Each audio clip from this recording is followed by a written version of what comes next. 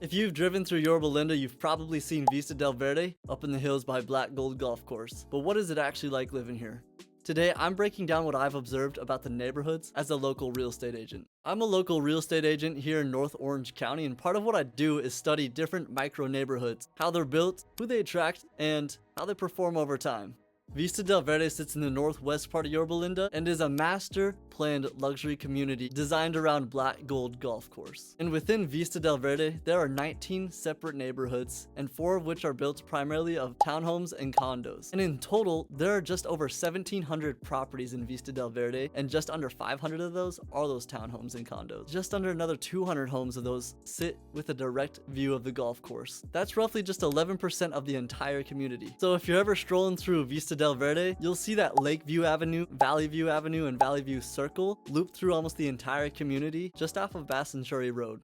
Now, let's look at how it actually performs. Starting in 2022, there were 54 homes that sold. In 2023, there were 49 homes that sold. Next, in 2024, there were 53 homes that sold. Moving on to just last year in 2025, there were 44 homes that sold. So looking into the sales of the neighborhood over the past 4 years, the turnover generally stays around 2.5% to just over 3%, meaning most people tend to stay longer. Now here's something that most buyers don't realize. Vista del Verde doesn't just trade in one price point, it trades in tiers. I'm gonna break them down between tier C to tier A. First off, starting with tier C. These are gonna be the homes that are roughly around $950,000 to $1.3 million.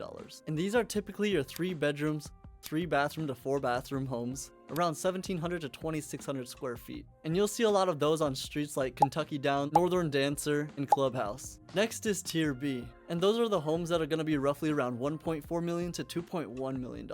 That's your move up single family inventory. Usually 4 to 5 bedrooms and just around 1,800 square feet all the way up to 2,800 square feet. Now lastly is tier A. This is where it becomes a little more executive. These homes will be roughly around $2.2 million to $3.7 million plus. Usually 4,500 square feet to 6,000 square feet plus, just around 5 to 6 bedrooms or more. That's where pockets like Primrose, Red Pine, and Gardenia start to show up. And I would say those tiers connect directly to variables that really control the value here. So let's start off with the first variable. And this is gonna be the views matter. As we know, not all properties are equal or views are equal. Roughly only 11% of those properties are gonna have that direct sight of the golf course, which creates scarcity. For example, 2 homes with similar square footage can vary significantly in price depending on if they're facing the golf course with a view or another home. It really does benefit the buyers who value privacy, open sight lines, and long-term resale strength. But if you're simply looking for the lowest price per square foot,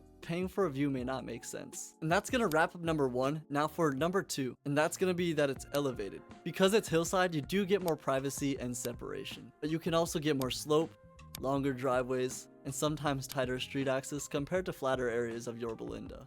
And that benefits buyers who want more elevation and less through traffic. But it can also be a drawback for families who are concerned about steep driveways and tight access. From what I've seen, this neighborhood tends to attract move-up buyers and business professionals who want more space, views, and a quieter feel. And like mentioned before, many of these homes here range from 3,000 to 5,000 square feet, which naturally positions them at above market entry level. And that's going to conclude those 3 variables. But the real differences show up at the street level. And if I were looking into Vista del Verde, I would pay attention to how close the property sits to the golf course, wind exposure at higher elevations, and where the access might be easiest for you guys. And those are the micro details that matter more than people realize. So the final verdict is, if you're considering Vista del Verde, here's what I suggest. Compare the view lots to the interior lots, pay attention to the driveway slope, and drive the neighborhood at night and see how the atmosphere feels, and look at how long similar homes are sitting on the market. Now, if you were to ask, is Vista del Verde worth the premium? It depends. If elevation and views matter, yes. But if you're purely buying square footage, there may be better opportunities elsewhere in Yorba Linda. And if you want clear, no-fluff breakdowns of Orange County markets from strategy to neighborhood, subscribe and keep an eye out for my videos on Friday evenings.